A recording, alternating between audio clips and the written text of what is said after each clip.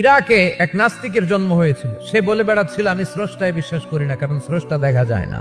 ইরাকের লোকেরা বলল আমাদের একজন ইমাম আছে যাকে আমরা ইমাম আল আযম আবু হানিফা বলে চিনি। সবাই বলল তুমি যে স্রষ্টারে খুঁজে পাও না, আমাদের ইমাম তোমারে স্রষ্টা দেখায় দিবে। সে বলল ঠিক আছে, তাহলে তোমাদের ইমামরা আসতে বলো, জুমার নামাজের পরে আমিও আসবো, তোমার ইমামও আসবে, ডিবেট হবে, দেখি কে জিতে যায়। এই ডিবেট দেখার জন্য হাজার হাজার মানুষ এসেছে ইরাকের কুফা নগরীতে। ওই নাস্তিকও এসেছে যে আল্লাহকে বিশ্বাস করে না, সবাই এসেছে, আসে না শুধু ইমাম আবু হানিফা। উনি এসেছেন 1.5-2 ঘন্টা দেরি করে। নাস্তিক বলে আপনার সাথে কোনো কথা নাই, আপনার তো সময়ের জ্ঞানই নাই। ইমাম আবু হানিফা বললেন আইন দিয়ে ওজর, আমার ওজর আছে। কি ওজর? তিনি বললেন আমি যখন ঘর থেকে বেরোই আমার বাড়ির সামনে বিশাল এক নদী পড়ে যায়, আর এই নদী পেরোতে আমার নৌকা ব্যবহার করতে হয়। আজকে এসে দেখি নৌকাও নাই, মাঝিও নাই, কিছু নাই, কিভাবে পার হবো? হঠাৎ দেখলাম নদীর পাশে বিশাল বড় গাছ, গাছটা হঠাৎ এমনি এমনি 2 টুকরা হয়ে গেল। গাছ থেকে বিশাল কাঠের তক্তা বের হয়ে গেল, তক্তাগুলো অটোমেটিক্যালি জোড়া লেগে নৌকা হয়ে গেল। এই নৌকা মাঝি ছাড়া সা করে আমার সামনে চলে এলো। আমি নৌকায় বিসমিল্লাহ বলে বসে পড়লাম। হঠাৎ নৌকা আমারে টান দিয়ে ওপারে নিয়ে এলো। এই প্রসেসিং হতে আমার 2 ঘন্টা সময় লেগেছে। নাস্তিক নেতা বলে তোকে ইমাম গাঞ্জা খাইছে, মাথার তার সিরা নিয়ে যা।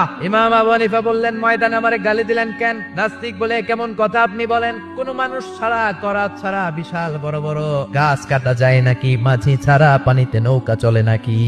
ইমাম আবু হানিফা বললেন now you on the right track, এই তো লাইনে আসছিলাম। ওইটা যদি এমনি এমনি না হয়, মহাবিশ্বের এই সুন্দর বসুন্ধরার সব কিছু কেমন করে এমনি এমনি হয়? নাস্তিক কয় হায় হায়, আসলে তো আমি একটা উল্লুকা পাঠা, আসলেই তো আমি হাদারাম, এইভাবে তো ভেবে দেখি নাই। বিশাল এক ব্যবস্থাপক আছে, তিনি সব কন্ট্রোল করছেন। এতদিন পর্যন্ত আমি বুঝতে পারি নাই, আমারে মাফ করিয়ে দেন আর পড়িয়ে দেন লা ইলাহা ইল্লাল্লাহু মুহাম্মাদুর রাসূলুল্লাহ।